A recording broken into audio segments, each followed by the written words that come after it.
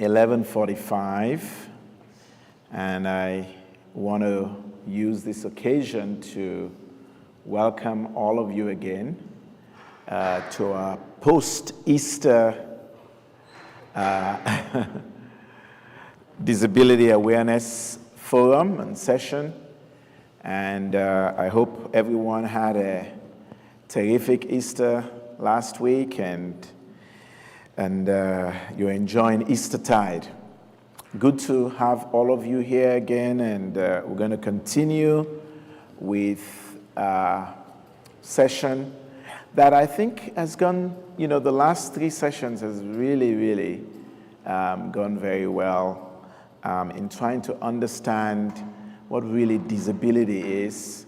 And I think the fascinating thing is that as we dialogue about these issues, the more we realize that there is more to disability than just the one that meets the eye, just the calipers, the crutches, or the cane, and so on and so forth. That there are more deeper things that often we need to reflect and talk about, and obviously that's why we're here. How does society, respond and react to disability is also as important or as critical just as the medical condition itself, even sometimes more critical. So we're going to open up with prayer. And so I don't know if you guys remember to come with your handout, but I will just pull it up here. And if we all can you all see? Yes. Okay. If we all can join me and let us all pray together and read this prayer. After the 2 counts. 1, 2. Creator God, we are your people. We look to the future with optimism and with faith in you as we pursue our call to provide justice and fullness of life for all people with disabilities.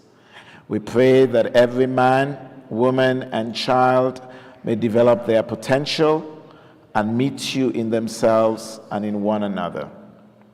May we enjoy a totally welcoming community with you as our center, joined hand in hand with our sisters and brothers.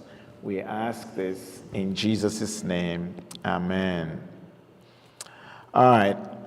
I want to go back to this slide. Obviously, I started talking about it at our last session, and we talked briefly about some of the theological barriers.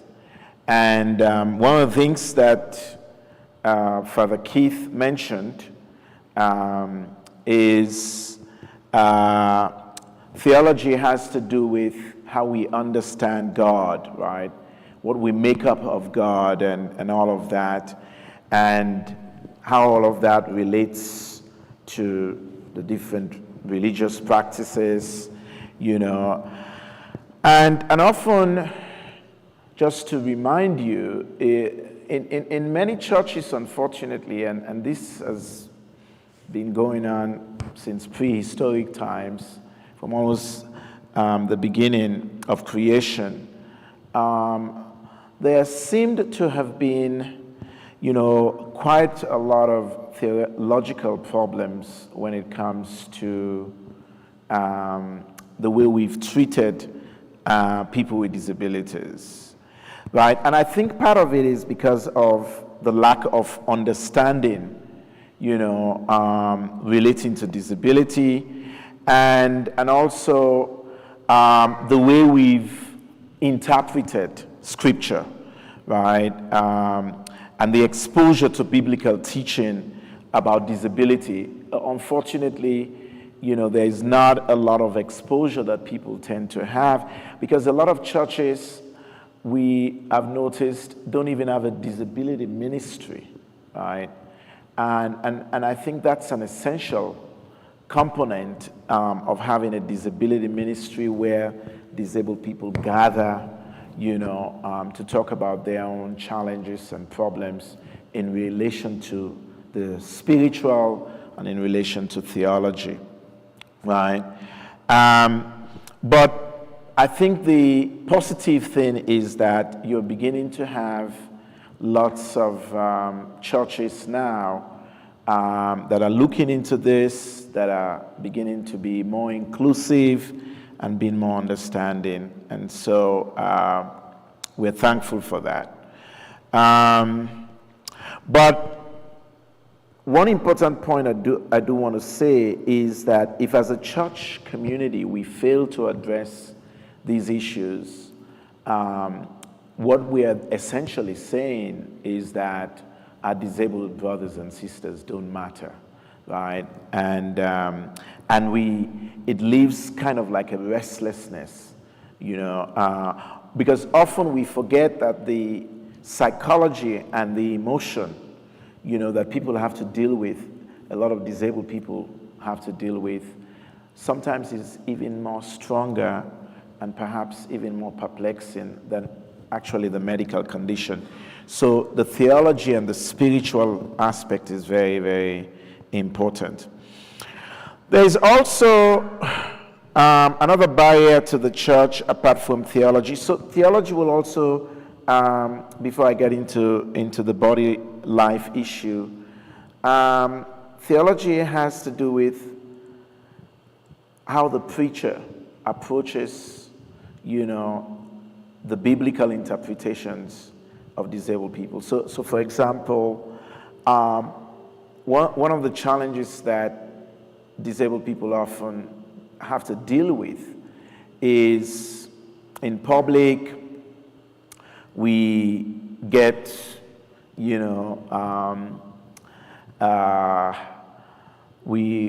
have people who will say to us, can I pray for you? You deserve healing. In God's temple, broken people are not part of God's temple or God's church or God's sanctuary or in heaven. When you go to heaven, you're going to be perfect and all of that. And often, as one writer puts it, sometimes we need, what we need prayers for is not essentially the medical condition. There are other things like the rest of us, right? We're dealing with what everyday people have to deal with ourselves. And sometimes we need prayers more for those things rather than, the physical disability or the mental disability. But that happens quite a lot in public spaces, at the mall, at the grocery store, and all of that. And so how a theologian or how a priest approaches those things are very critical. The way we preach about those things, whether we preach about them, whether we don't preach about them, can create barriers. Then there is the body life practices, and that has to do with, programs, right? How do we set up the program of the church, right? Sometimes the bulletin is not that accessible. We forget that as people get, grow to be elderly, they have visual issues, and a lot of people have hearing problems as well. Sometimes people can't hear when people in the altar are reading or doing their thing. So programming is important. Involving disabled people in the services, like the question is, when we think about the choir, right? How many people with disabilities do we have in the choir? How many people with disabilities do we have in the altar guild, right? How many people with disabilities do we have reading and participating in the altar?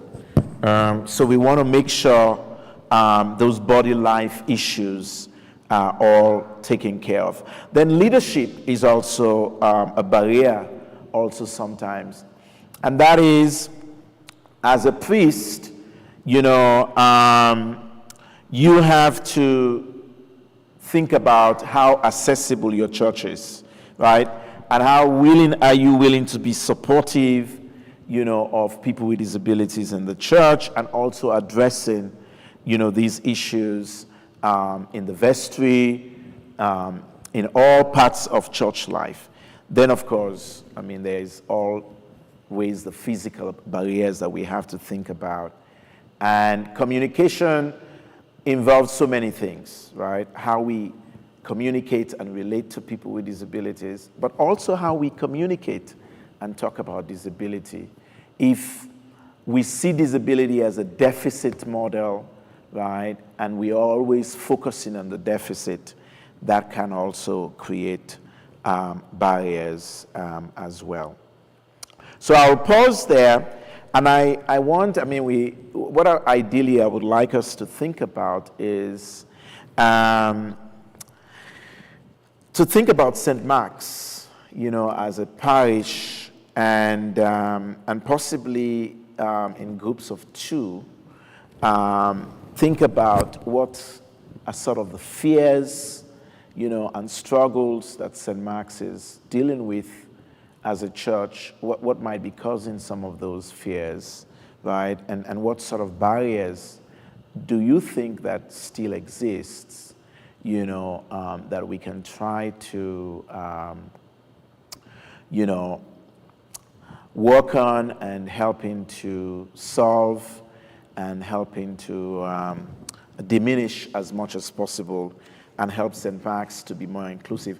I have to say, I think I should add that Reverend Keith has been a leader, since I came, obviously giving me an opportunity to do this forum. So I'm very thankful for his leadership. But in addition to that,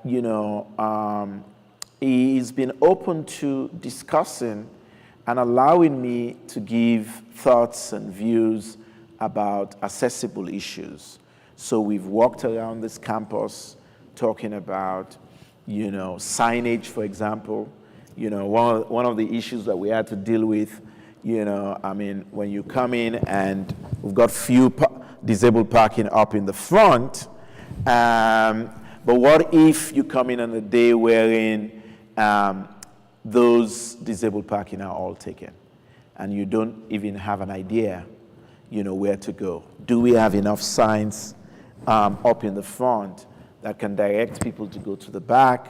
And then one time I came in and I had to go to the back, and finding the sign was a challenge. And so I communicated that to Reverend Keith, and he's worked on doing better signage, and I think that's a blessing. I don't know, Keith, if you've been able to do anything about that in the front, and if there's anything that might be done about that, because I know we've done something in the back, but I'm not sure about the front.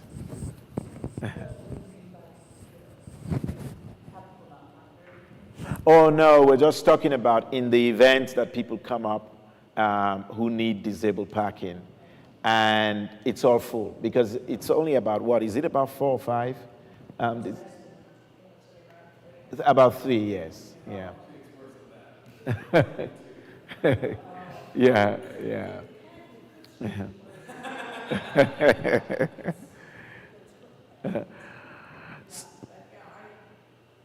Yeah, go ahead, Mrs. Watson.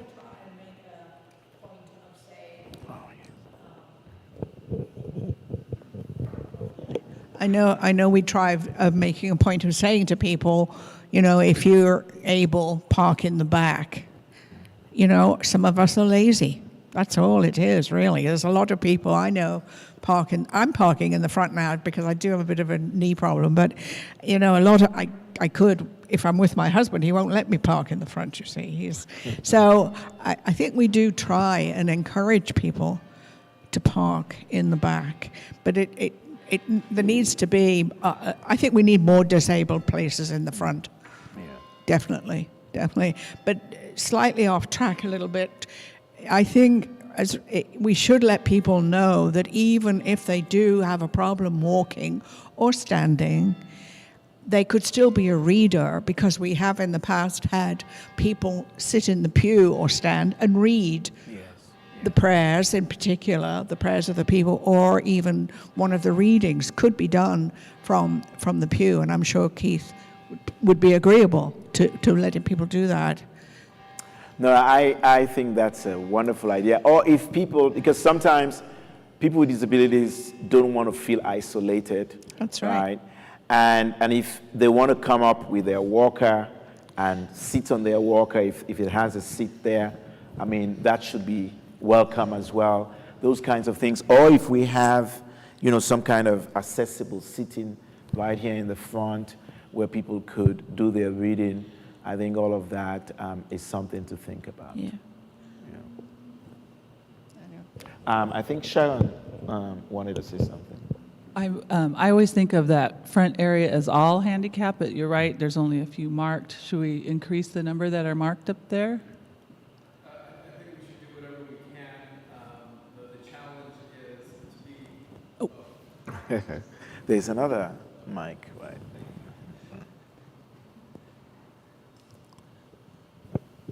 The challenge is to be an official handicap parking spot.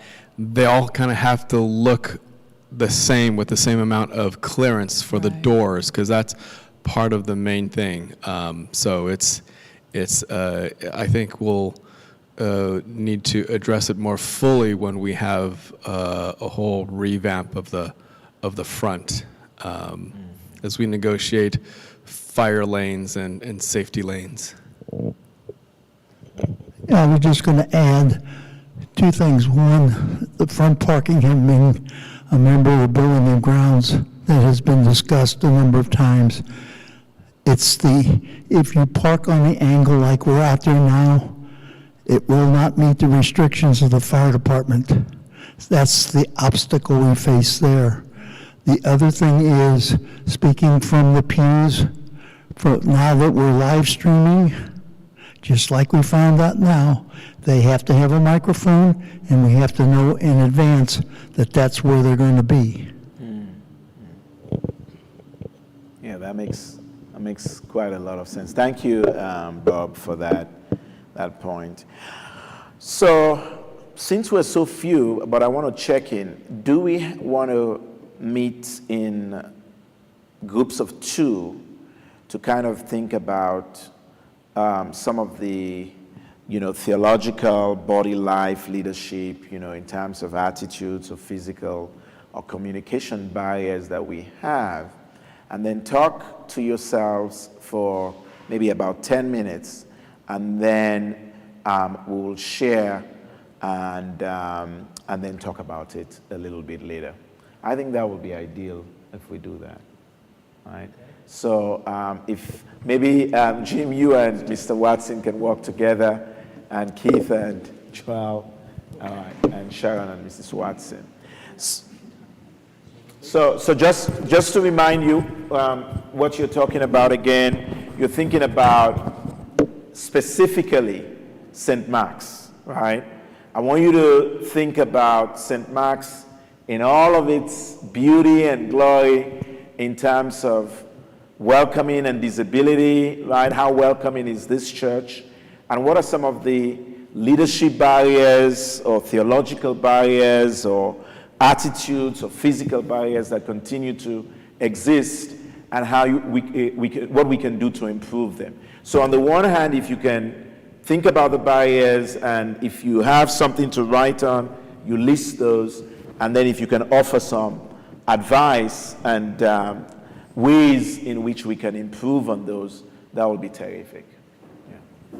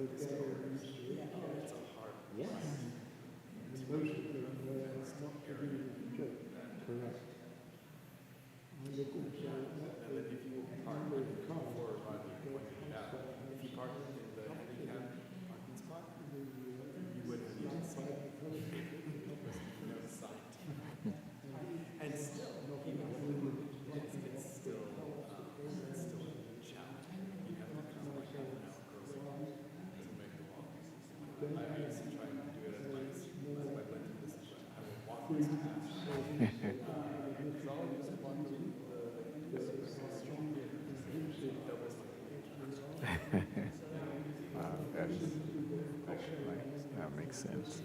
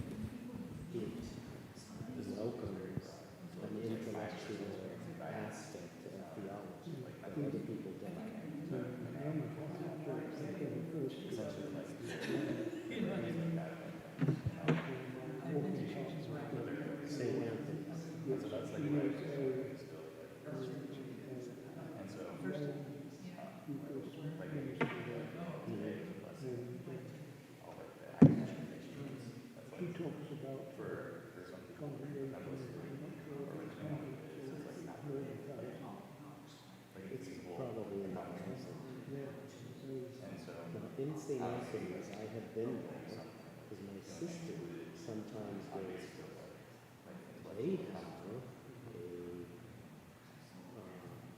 a projection. That's a really great observation. That's a really great observation. Yeah. Thank you for pinpointing that out. People to follow. And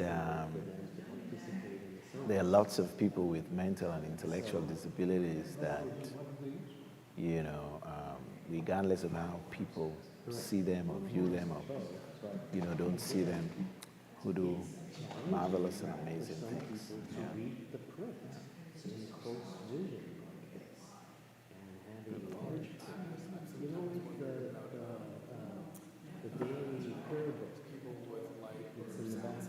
They have the small booklet and then they have the large for easy reading. It's that small print that's going to be a challenge for an aging congregation. An aging congregation is not going to be able to read all of that small print. I think we need to have some helping people with aging disabilities. And is there anybody with, I know people who have certain types of epilepsy, you know, or seizure disorders, sometimes get sensitive to certain lights, you know, and could trigger a seizure. You know. People with visual or certain eye conditions sometimes even get where they'll start having headaches or getting dizzy, certain lights conditions. So these are all things to think about.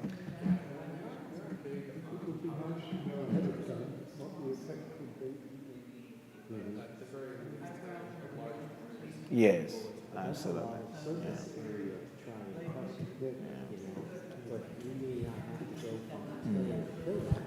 I know. You guys are pretty much ready to share something? Okay.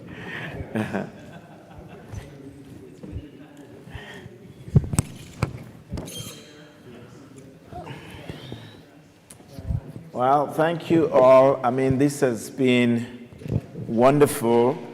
Some really insightful discussion going on. Thank you, Sharon, for being here. I appreciate you. Obviously, one of the things I do want to, before I let each pair share what you all talked about, is, I mean, last time, I don't know if you all remember, I asked the group to do this for homework, to think about, especially as we think about obstacles, for people with disabilities. We know that based on the research, one of the biggest obstacles for people with disabilities is fear, right? And we only need to think about some of the things that are still happening in society, right?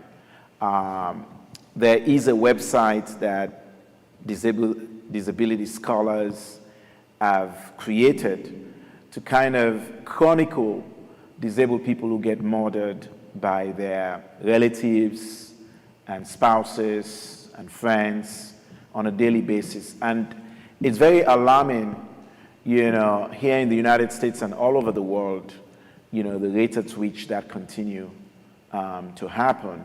So while we're making progress in terms of the law, there is still a lot of attitudinal and fear going on.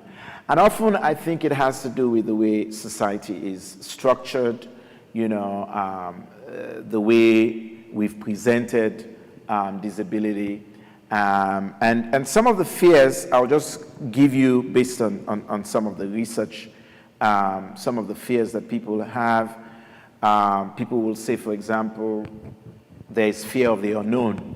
When you don't know it, you don't understand the disability, or the disability is quite, different. You create all kinds of fear and mythology and innuendos and things like that about the impairment. So there's fear of the unknown, which is why this continues to happen. There is also, unfortunately, the fear of one's mortality, right? Disabled people tend to have this, thing about, especially among non-disabled people, that if they are having these kinds of disabling conditions, that might happen to me, and there goes I, but for the grace of God, and those kinds of things. And often, because of the us versus them that continue to happen in society between disabled people and non-disabled people, the interaction is very minimal, right? If you look at history, disabled people were institutionalized for a long time, for much of the 20th century. And so it's only now that you're beginning to see disabled people out there. And so really, we did not know who disabled people were. We did not know their likes and their dislikes. We did not know the fact that they were human beings and they wanted everything that every human being would like.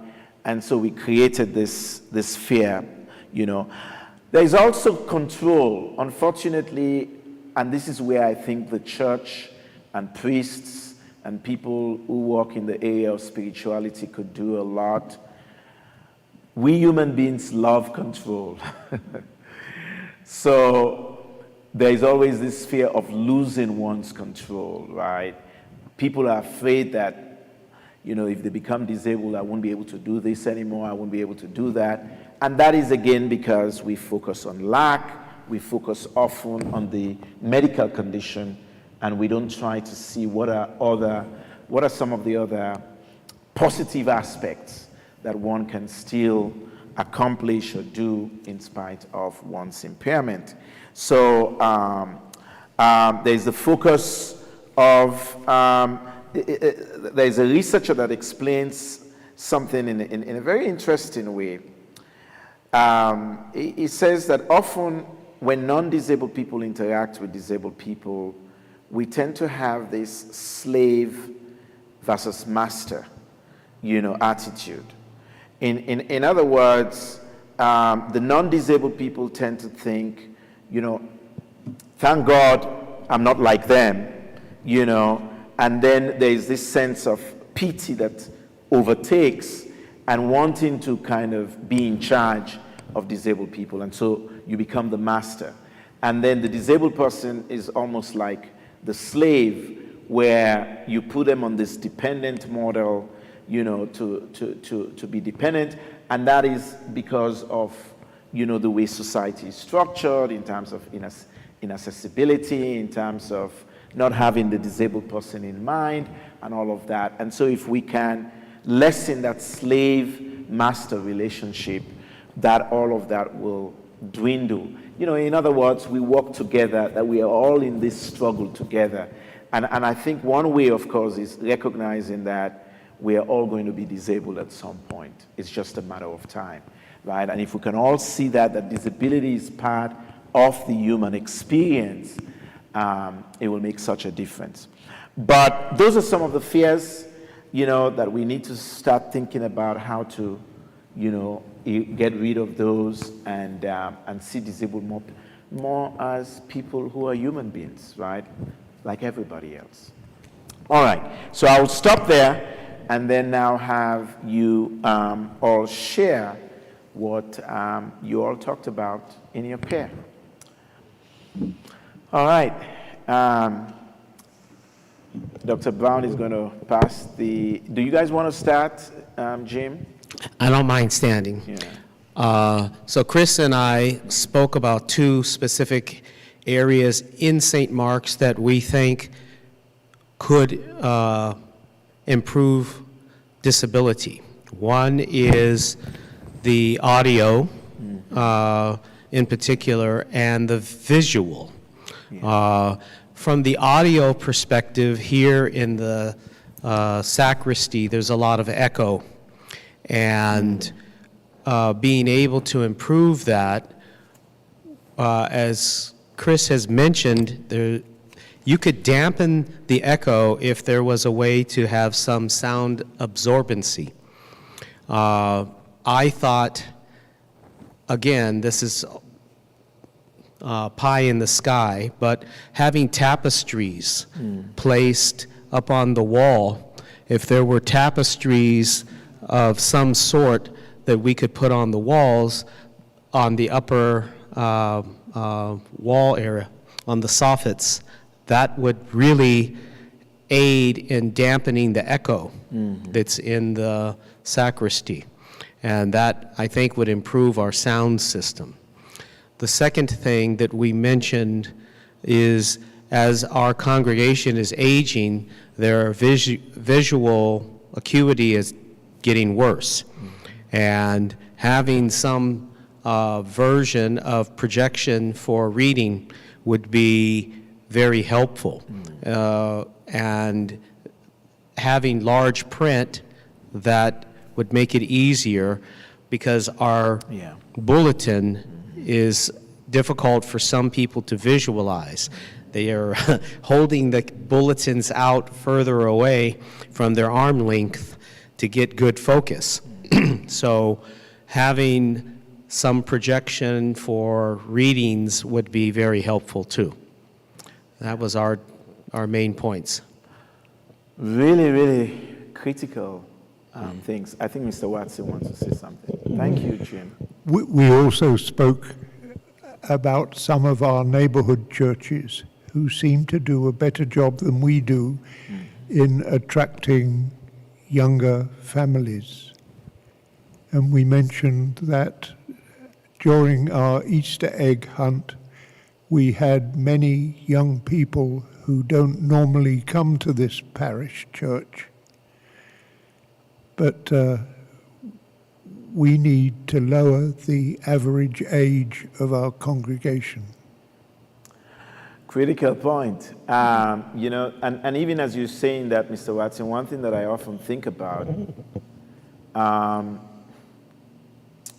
many young people with disabilities, right, are not coming to church, for whatever reasons that they might see as reasons of exclusions, right, is also something that is important to think about. I was going to mention that yesterday I was listening to NPR, and in the state of California, they've done an analysis of autism. And the rate per capita in California has increased. And so right now, they estimate that 1 out of 22 children in the state of California has some form of autism. And in the year 1995, I think was their previous comparison, the rate was more like 1 in 70.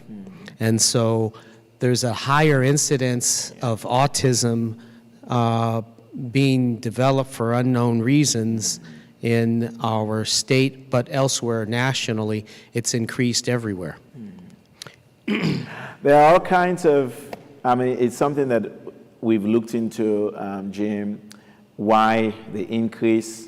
There's some people say we now have better tools in terms of, it's not that autism was not there in the past, it was, but with better tools now to be able to diagnose these kids, that's why we're finding out more. There are people who are also talking about environmental issues with all of these challenges with climate change, right? And then, of course, there are biological and genetic reasons as well. Yeah. Yes. And one more factor could be that in California, my guess is, compared to perhaps other states, and this is my bias, but that there might be less stigma in reporting or getting tested for autism. Yeah. Absolutely. Yeah. Thank you. Yeah, good point. All right. Thank you, Mr. Watson and Dr. Brown, for sharing. Now we have Keith and Joel. Yeah, so I was talking to Keith a little bit about mental disability, because that's kind of what I have the most experience with personally. I have members of my family that have pretty severe cognitive disabilities, and I was trying to envision them in service at St. Mark's and kind of what they would think and what they would experience. And I think like the thing that came to mind was like I think the Episcopal Church in general is like relatively like very intellectual. I think we kind of had that proof today with the blessing of all the teachers and scholars and all the fantastic like intellectual academic achievements that people here have had. And that's something that hasn't really been like an opportunity for them to pursue. And I'm just thinking that like even like reciting like the creeds and that kind of thing, I think it takes a certain amount of like understanding and cognition to read it and also to understand it and appreciate it. And so I think like maybe in that sense they might feel like excluded or like uninvolved in that way. You know, one of the things that I overheard in your conversation, and which I think is critical to point out, is the fact that there's so many broad categories and so many types of disabilities out there.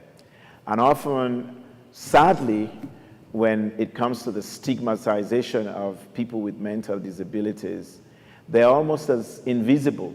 And I know, for example, in some of our discussions, in my classroom discussion with students, a lot of my students will say the problems that they have is that people would scream at them or yell at them, "You're just being lazy. You don't have any disability," you know, especially if they're dealing with things like depression or, you know, or some kind of other mental disability, right? And often that causes more harm. The fact that we are not seeing their disability is so invisible, it's making people not believe them, not trust them, and that is unfortunate. So thank you for that. For bringing that up, and what we can do. You know, I like that idea, recognizing people with intellectual disabilities in different ways other than academic accomplishments. That really makes sense, because we do have a lot of brilliant people with intellectual or mental disabilities. Yeah, I think you're absolutely right about the invisibility thing. Yeah. Last year I was I was substituting in a special needs classroom, elementary age, and I was just pretty much hanging out with this one student the entire day. And it was like super fun. He was like so cute and playful, and just like hanging out with him all day was like amazing. But then I kind of like had this realization. I was like, oh, like my aunt and uncle at home like used to be like this, but now like once they get out of school, once they get out of like public funded programming for them, then there's just is so little opportunities for them, and the world just kind of throws them out. And I've seen that happen with them, and then like hang out with the boy that I was hanging out with kind of like grounded me, thinking, oh, like something similar is like might happen to this kid after he gets out of school, because there's not much out there after schooling.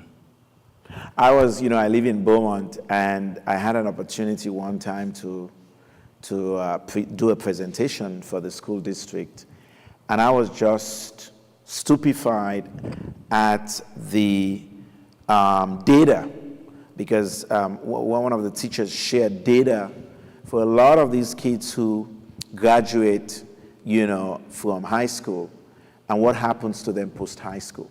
A lot of them just go back home and do nothing, essentially. And the unfortunate thing that our media continues to do, every time you've got these mass shootings, they blame it on somebody with a mental disability, or it's because of mental disabilities.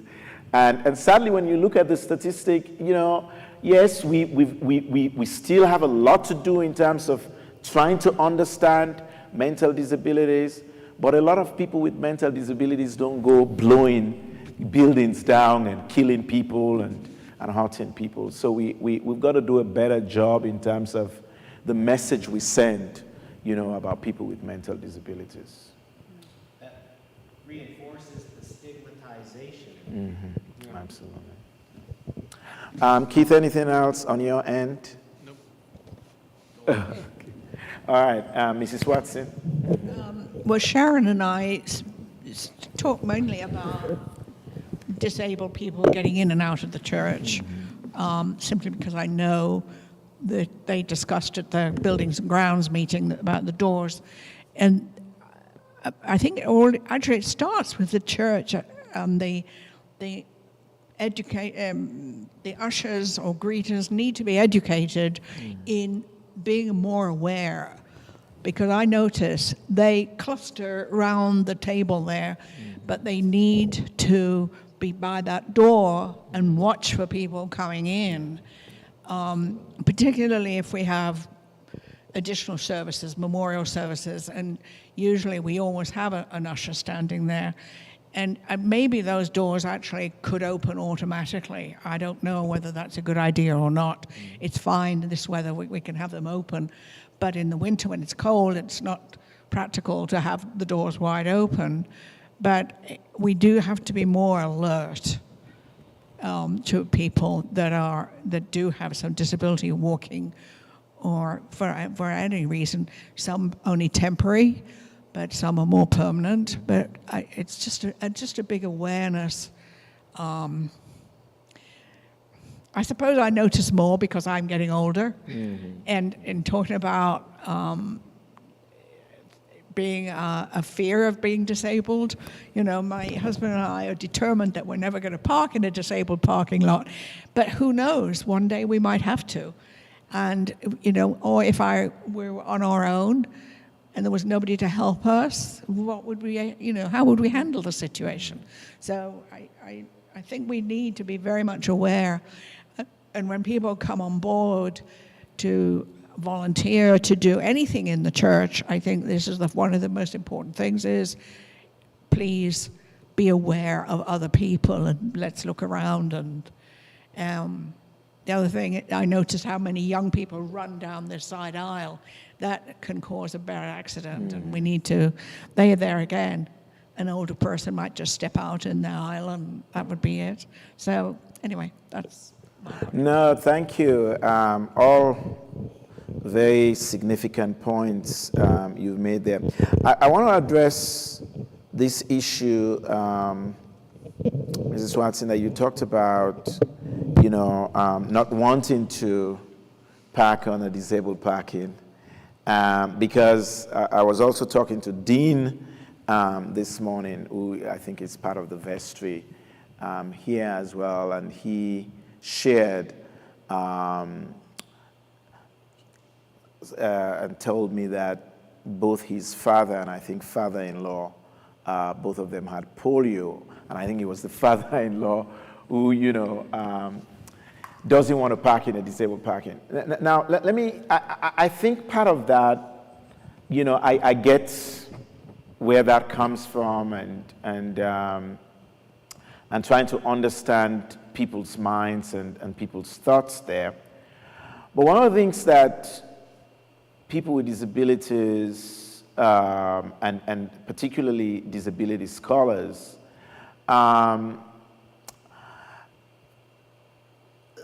I've mentioned over the years in regards to that often what we're seeing also, and this is very much part of the research, is that when we try to overdo or we try to assume that, we are not disabled or we've got it going, sometimes you see in the research that a lot of people end up having post-disabling conditions, or their situations would even become worse. So you take, for example, polio survivors, right?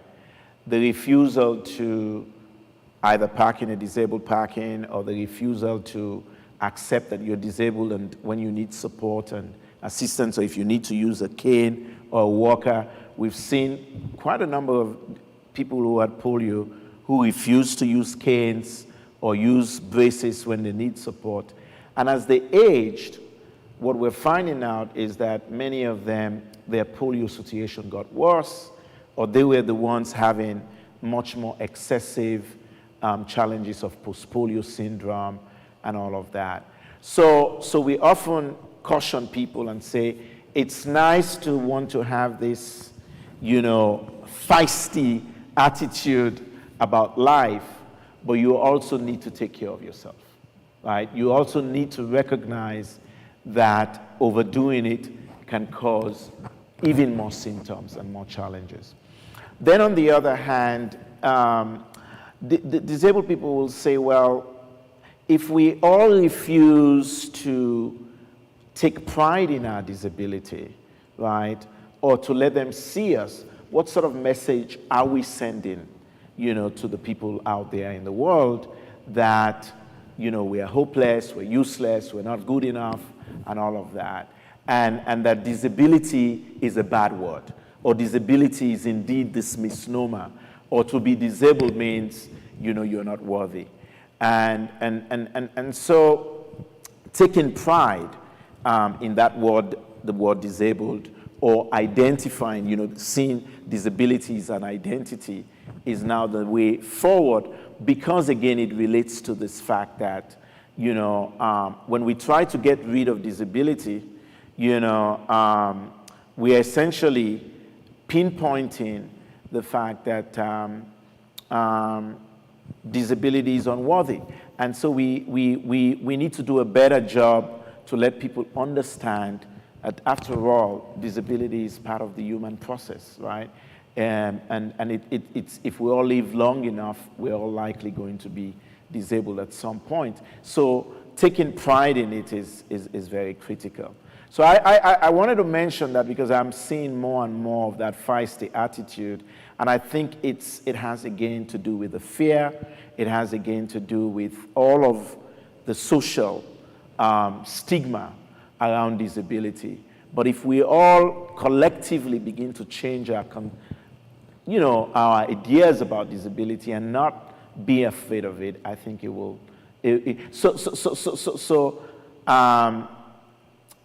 Taking pride in parking in that disabled parking, if you really indeed need to park there, is speaking loud and clear that there's nothing wrong with my disability, right? There's nothing wrong with me because I'm disabled, and valuing that, I think, is very critical. So I wanted to address that, and I hope that helps Yeah. in some ways, you know. It's just, I think it's just, for me, it's a fear of getting older and not being able to do the things that you know, I'm looking ahead and saying in 5 years, am I going to be able to go up and down the stairs at home, you know? Yeah. Hopefully, when you get to that point, there'll be lots of support and lots of love. I'm a good doctor, you see. He's going to keep me going. Yes, absolutely. All right. I noticed that we're out of time yet. Now, one of the things I have mentioned that I want to kind of remind you all about, especially since we're talking about, you know, the spiritual and biblical aspect of disability, is that disability is mixed in terms of how it's treated biblically, right? We know that in Leviticus 21, God spoke to Moses to tell Aaron that none of his offsprings with blemishes should enter the sanctuary's altar. But we also know that Jesus was very inclusive, particularly in the New Testament. It's almost as if it's a whole different approach in terms of how Jesus treated. You know, Jesus had a friend in Zacchaeus, for example, you know, but we know that Zacchaeus was dealing with, you know, his height and several other physical challenges, but he and Jesus were very, very much very good friends. And Jesus made it clear when he healed the blind man, right, that it's not this blind man's fault, or it's not his parents who have sinned, but it's all for the glory of God. So understanding that aspect and maybe focusing more on how Jesus treated people with disabilities is all of what we should be striving for individually or collectively as a church. We've seen, obviously, here that disability is not a lot of things that, you know, that we think it is, right? That it's very comprehensive, it's very complex, you know, very complicated, and it's more than just medical condition, right? It's not just about impairment, it's not just about suffering or pain, right? It's not about a sentence to one's death, right? But really, it's this interplay of how society reacts, you know, with the disabled, and often the social consequences of disability is as impactful and important just as the medical condition, right? It's not a cause, right? Sometimes in the research, it could even be a blessing. We've seen in cases where some people talk about how, you know, if it was not their disability, they could have been dead a long time ago. Or if it was not their disability, you know, they would not have been so deeply spiritual, right? Or their disability transformed them in terms of their career path and all of that, and made them become more productive, and so on and so forth, right? So there's also the blessing aspect of it. There's a disabled person who has defined disability as an art. He says, I see disability as an art. It is an ingenious way to live. To live with a disability means you have to be creative, right? Because after all, our modern world was not made for people with disabilities. I mean, thank God for the people in the disability rights movement who have fought and stayed strong. We're beginning to see changes in the environment, right?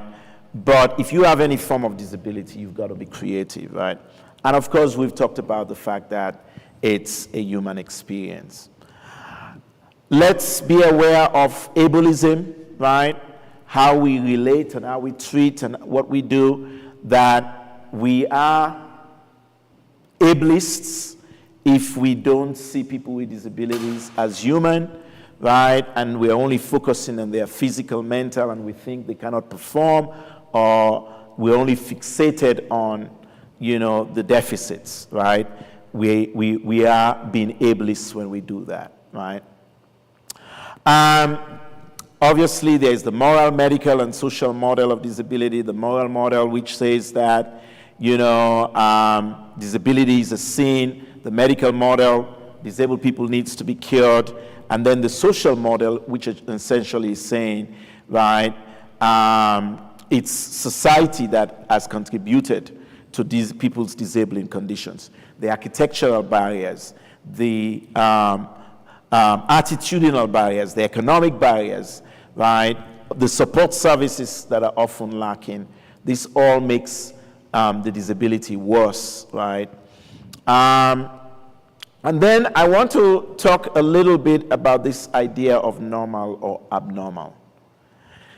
Often when we use the word normal, we want to kind of stray away from that word, because what it means when you say somebody is normal, particularly if you're talking to disabled people, around disabled people, you're essentially saying that we are abnormal, right? And if you think about the word normal, it's a word that did not really show up, in English until late, I think in the 18th century. And part of the reason why the word normal came into English had to do with classism and the bourgeois, right? The bourgeois wanted to create this kind of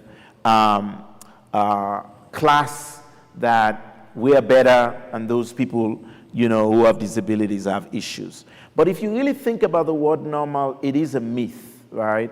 Because after all human beings have their own challenges and their own struggles. Are we really normal?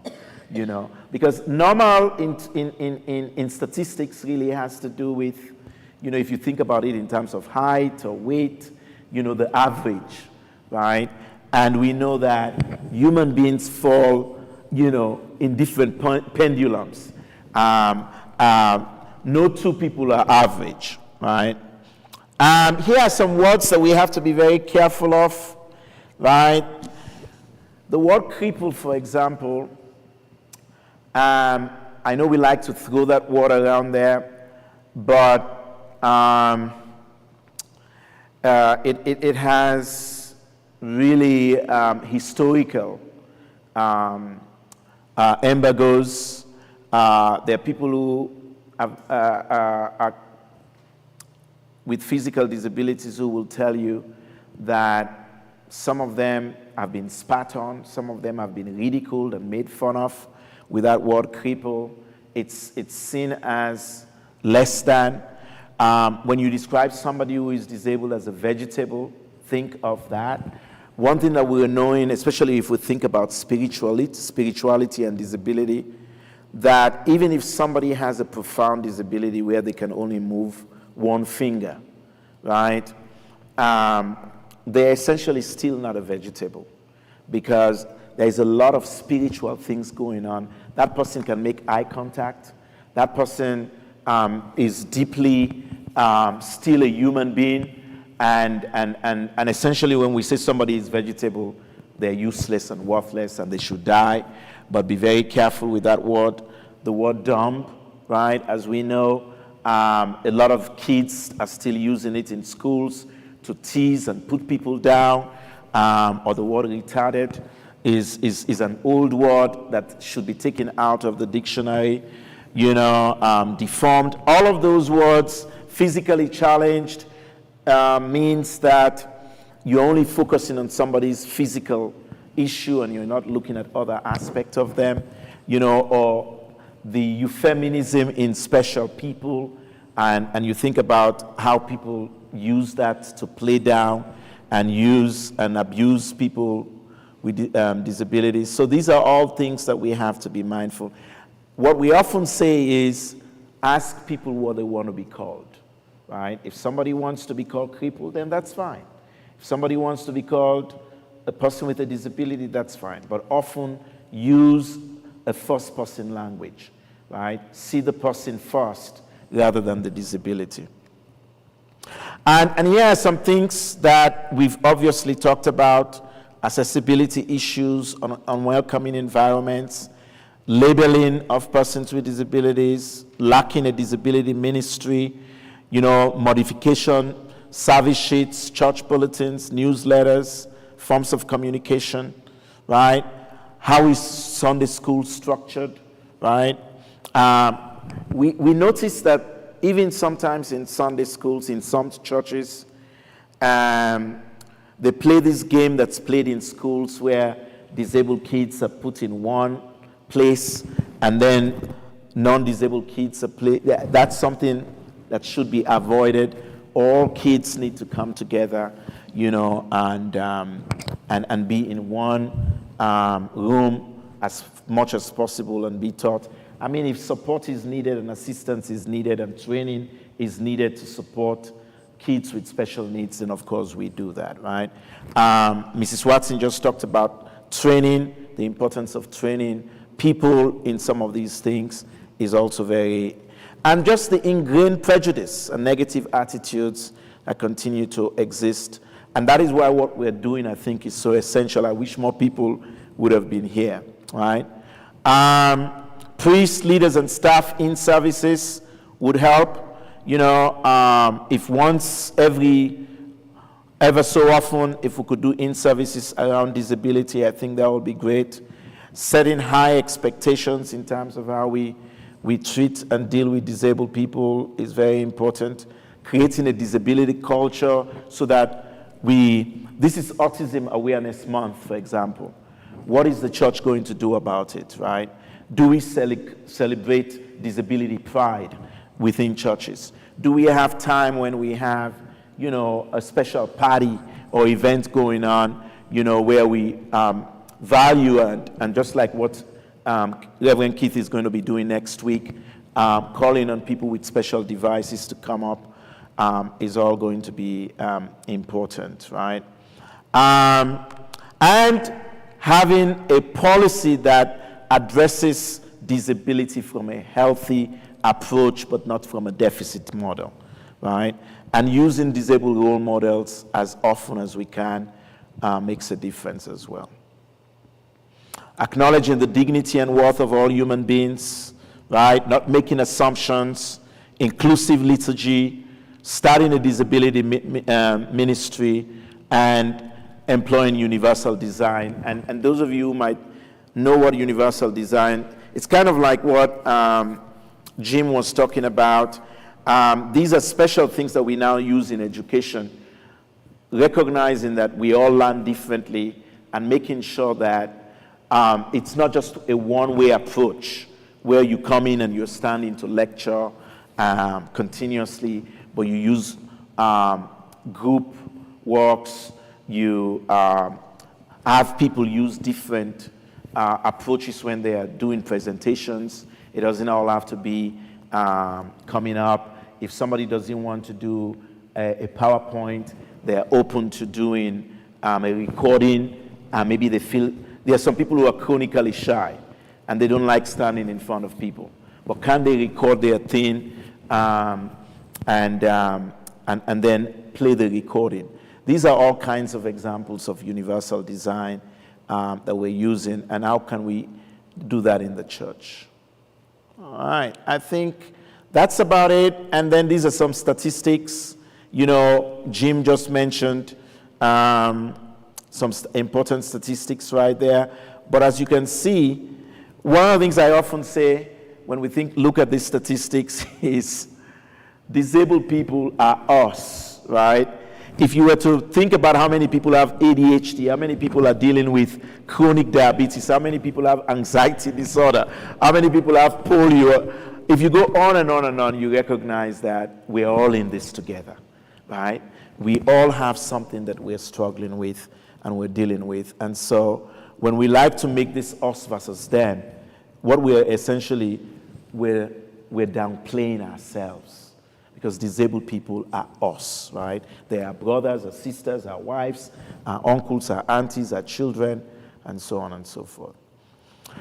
And finally, I want to end with Eleanor Roosevelt's, one of our famous quotes, right? And that is, where after all do universal human rights begin, right? It starts in small spaces close to home. So close and so small that they cannot be seen on any map of the world. Such are the places where every man, every woman, and every child seeks equal justice, equal opportunity, equal dignity without discrimination. Unless these rights have meaning there, they have little meaning elsewhere. So what we're doing is those little small places. Doing it in your homes, in your offices, spread the word, right? And let's all go out there and make a difference. Thank you all for your attention, and we hope and pray that St. Mark's will begin to be a beacon and a light, to make impactful changes and be an inclusive and welcoming community. Thank you. Thank you. You're welcome.